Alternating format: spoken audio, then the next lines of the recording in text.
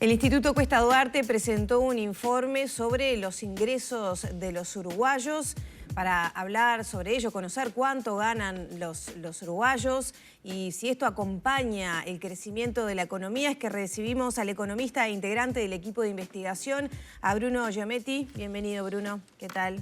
Muchas gracias por la invitación. Gracias a ti. Bueno, una de las principales conclusiones de los números que presentaron, que bueno, son llamativos, muestran cómo los salarios no vienen acompañando el crecimiento de la economía, ¿no?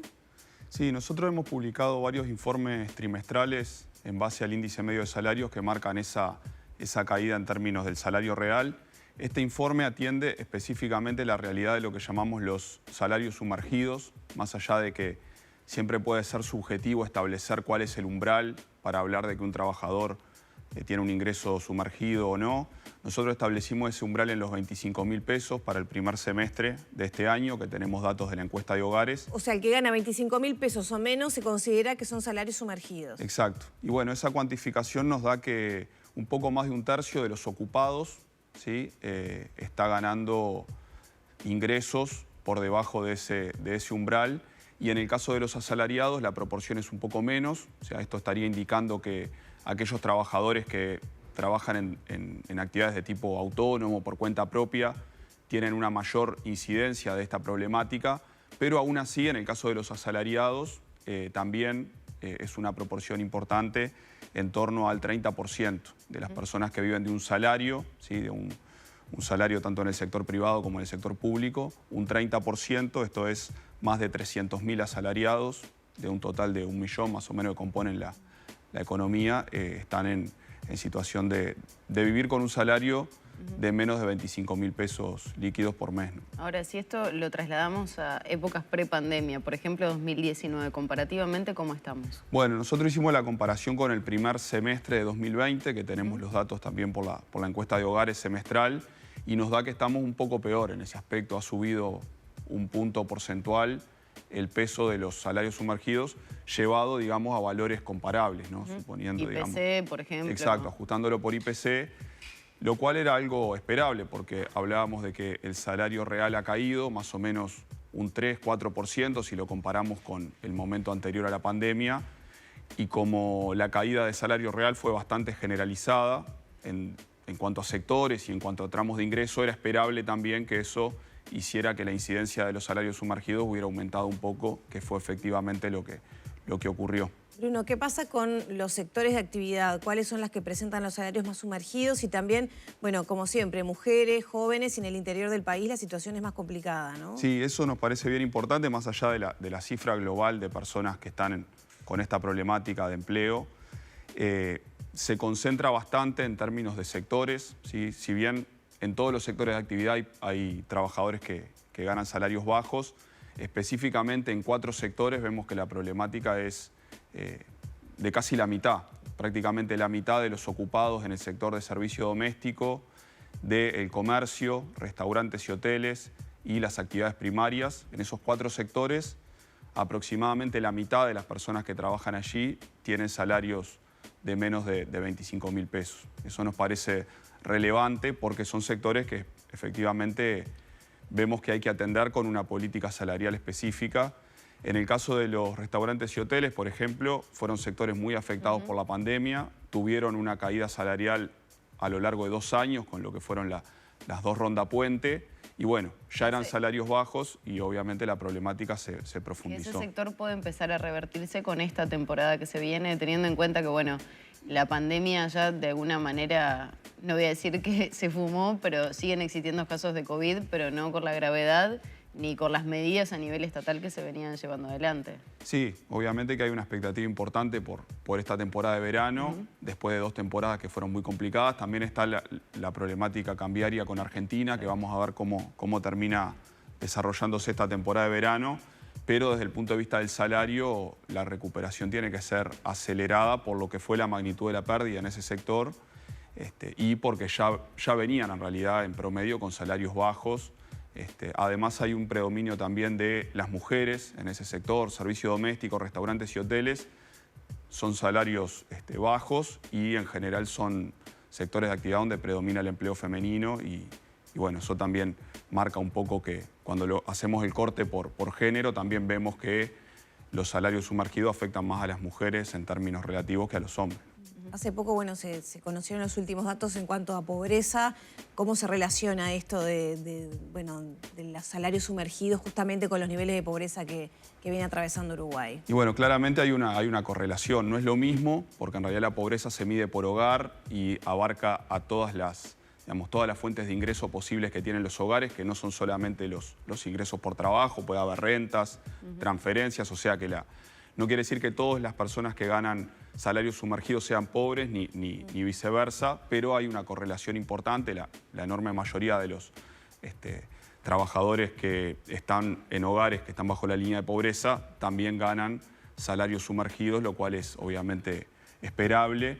Y bueno, lo que nosotros decimos es que es importante atender desde la política salarial esta cuestión, porque bueno, uno en general tiene la idea de que bueno, los hogares pobres son aquellos hogares donde el jefe de hogar está desocupado o que trabajan en el sector informal, en trabajos por cuenta propia muy precarios, pero también vemos que hay un conjunto importante de asalariados, incluso de asalariados formales, o sea que están, digamos, afectados por lo que es la negociación colectiva, que tienen salarios sumergidos y que tienen o ya están en la pobreza o que tienen altas chances de caer en la pobreza en lo inmediato. Entonces, nos parece que desde la política salarial, además de las otras políticas como son las transferencias, etcétera, desde la política salarial, sobre todo pensando en que el año que viene va a haber una ronda de negociación colectiva importante, que necesariamente vamos a tener que ir hacia una recuperación más acelerada de los salarios. Bueno, eso tiene que tener en cuenta que hay algunos sectores donde los salarios son muy bajos y que bueno, la política salarial tiene que atender eso para generar un crecimiento importante en esos sectores especialmente. Otra arista que está directamente vinculada con esta realidad son las jubilaciones. Claro, las jubilaciones han caído porque están asociadas al índice medio de salarios. En realidad nada dice que las jubilaciones no podrían haber aumentado más, porque lo que está establecido en la Constitución es un mínimo. Las jubilaciones tienen que aumentar como mínimo por índice medio de salarios. Podrían haber aumentado más, no fue así en los últimos 2 años. Y bueno, eso ha generado una pérdida de poder de compra en las jubilaciones. Está por fuera, digamos, del marco de este documento, pero vemos que allí hubo una lógica bastante parecida en el sentido de que se hizo tabla rasa, ¿no? Con los salarios, la caída fue bastante generalizada, no se protegió especialmente a los asalariados que ganan menos en cuanto a la política salarial. Y en el caso de las jubilaciones pasó un poco lo mismo, o sea, cayeron todas las jubilaciones en promedio y no hubo una priorización específica que para nosotros hubiera sido importante para las jubilaciones mínimas, y también tuvieron pérdida en términos reales que bueno, es importante empezar a revertirlo porque si bien la pobreza no afecta mayormente a los hogares con integrantes de más edad, eso es así, en el caso de las jubilaciones mínimas claramente son ingresos insuficientes, ¿no? Bruno, cuando tú decís políticas salariales que tendrían que apuntalar a estos sectores de salarios más sumergidos, ¿cuáles deberían ser las características de esa política atendiendo que son los rubros, como recién decían, ¿no?, más castigados por la pandemia, donde quizás el sector empresarial no tiene las posibilidades, y eso es lo que se dice una vez y otra también, hacer mejoras salariales para sus empleados, ¿no? Sí, ahí creemos que habría que identificar bien las posibilidades que hay en cada sector. Obviamente en el caso de restaurantes y hoteles es muy particular por la afectación que tuvo. De todas formas, nosotros vemos que ahí ya la caída salarial fue muy importante, de más del 10% en términos reales. Perdón que te hago un paréntesis. Sí. Más que nada el sector hotelero, ¿no? Porque si uno sale los fines de semana o recorre un poco, sobre todo en Montevideo, capaz que el interior tiene una realidad distinta. Los restaurantes están funcionando muy bien. Sí, quizás tuvieron una afectación grande en el momento donde la pandemia generó una caída de la movilidad específica en algunos meses de 2020, 2021 y después se recuperaron. Digo, por lo menos a simple vista como una ciudadana más, sí. ¿no? Pero me parece que van teniendo una mejora, sobre todo en ese sector. Sí, ¿Va compasada de la mejora salarial? Y no porque tuvieron una doble ronda puente y recién, digamos, en la negociación que se está desarrollando ahora, digamos, a cuenta de los aumentos del 1 de julio de este año, se está viendo cómo inicia allí la recuperación del salario que, como decía, fue de más del 10% en términos reales en 2 años. Después hay otros casos que también habría que ver con detalle, por ejemplo, las actividades primarias, agro, ganadería, forestación.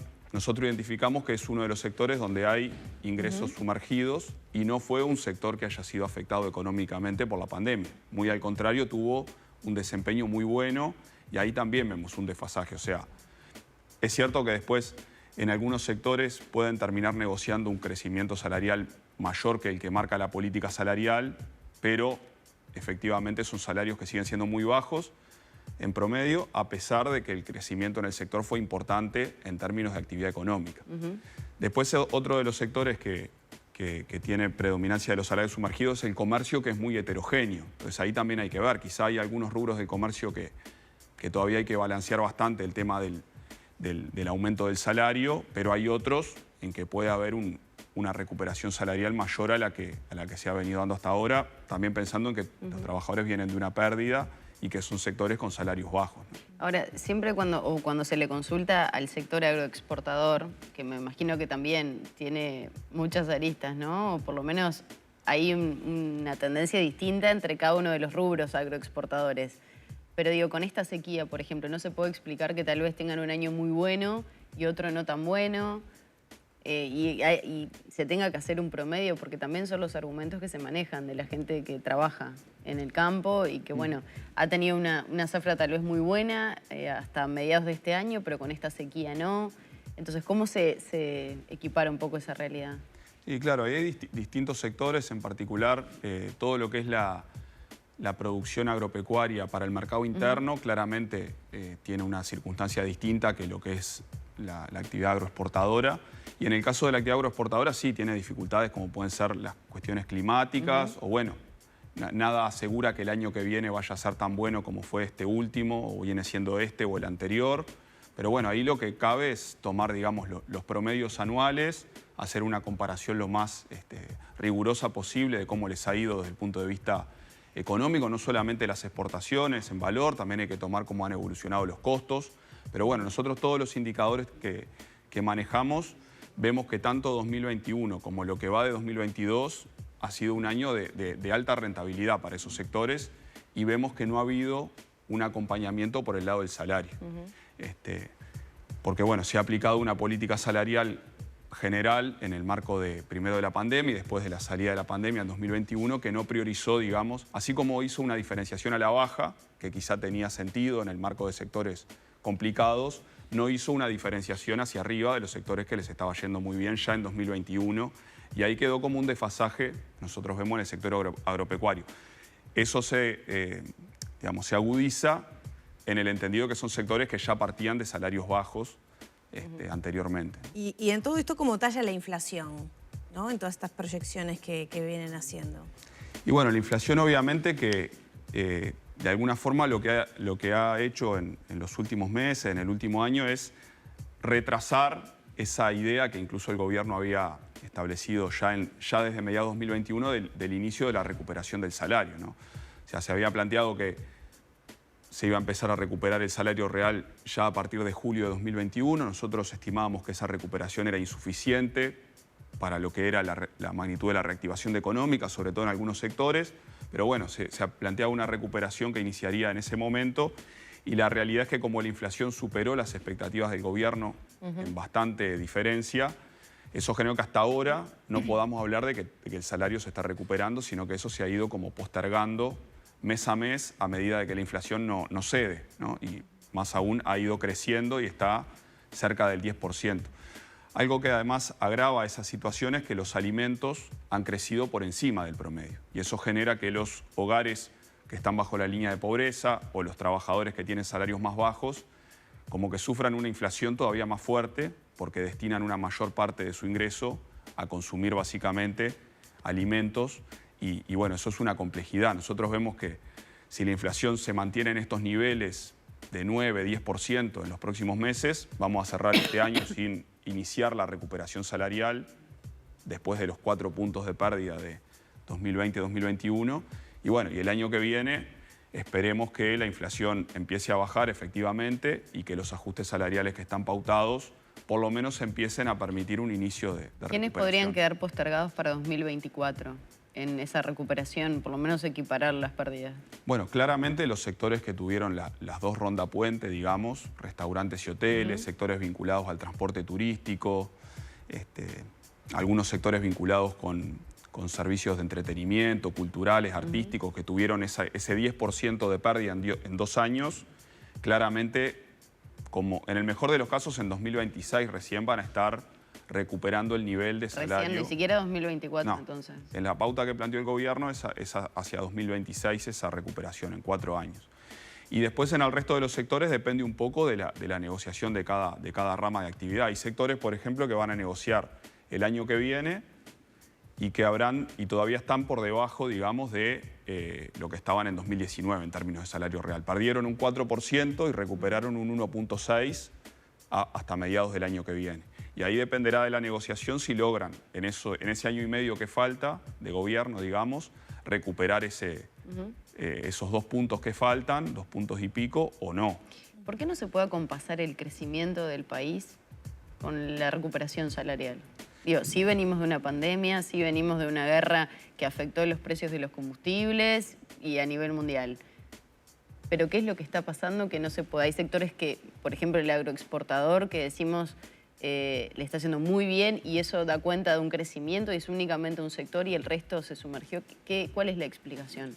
Bueno, seguramente la explicación sea múltiple, ¿no? Sea multifactorial. En general, después de las crisis muy fuertes y lo que ocurrió en 2020, si bien fue una crisis distinta a otras que hemos vivido en el país, como el 2002 o el 82, en general después de las crisis ocurre ese fenómeno que es que se genera una salida desigualadora, digamos, ¿no? Que hay sectores que concentran esa recuperación del PBI, ¿sí? Que en los grandes números macroeconómicos aparece como una recuperación fuerte, pero no se traslada, y si se traslada de forma rezagada en el tiempo a los ingresos, ¿sí? Como se dice, ese derrame nunca se da de forma completa y si se da de forma rezagada en el tiempo. Eso por un lado es, digamos, algo propio de los fenómenos de crisis en las economías de mercado. Y después lo otro que también cabe agregar es eso, que nosotros vimos que la política salarial en el 2021 era muy conservadora, en el sentido de que se planteó un cronograma de recuperación del salario que claramente no estaba compasando ese crecimiento esperado de la economía. Obviamente que eso se hizo pensando en proteger el empleo, siempre hay que balancear empleo y salarios, pero nosotros vimos que estaba, digamos, más orientado a asegurar la rentabilidad empresarial y el crecimiento económico en base a la inversión y a la rentabilidad, que a asegurar esa recuperación del salario después de una caída que había sido importante, ¿no? Bruno, para terminar de redondear los datos que ustedes obtuvieron a través de este informe, estábamos hablando de que 1/3 de los trabajadores gana 25.000 pesos o menos, pero de ese menos hay franjas, ¿no? ¿Cuántos ganan alrededor de 15.000 pesos? ¿Y para qué alcanza, ¿no? Porque también ustedes establecieron una canasta de 18.000 pesos y algo, ¿no? Sí, los 18.000 pesos son la línea de pobreza para un hogar unipersonal en Montevideo. Es una referencia que tiene una construcción técnica que hace el propio INE, que es un dato oficial. Los 15.000 pesos es aproximadamente un salario mínimo con los respectivos descuentos. Digamos, un trabajador que está en la formalidad, que gana el salario mínimo nacional o un poquito más, en términos líquidos, le quedan 15.000 pesos, ¿sí? Son más o menos 169.000 ocupados y 63.000 asalariados que ganan menos de 15.000 pesos líquidos por mes. O sea que a pesar de tener trabajo no alcanza para cubrir las necesidades básicas de la canasta del INE. Exacto, lo mínimo, y que esas personas, digamos, si viven solas, si viven en un hogar unipersonal, están por debajo de la línea de pobreza, y ni que hablar si son, por ejemplo, 2 personas que ganan por debajo de las franjas que establecimos y tienen un hogar donde tienen además un niño o 2 niños, claramente están por debajo de la línea de pobreza. La línea de pobreza en Montevideo para un hogar de 4 personas, para que nos hagamos una idea, está alrededor de los 50.000 pesos. Entonces 2 personas que ganan un poco menos de 25.000, que entran dentro de nuestro análisis, están debajo de la línea de pobreza a pesar de tener empleo. Bien, muchas gracias, Bruno. Gracias. Bueno, gracias a ustedes, un gusto. Cerramos por aquí la charla con el economista Bruno Giometti del equipo de investigación del Instituto Cuesta Duarte. Ya son las 9 de la mañana, 17 minutos.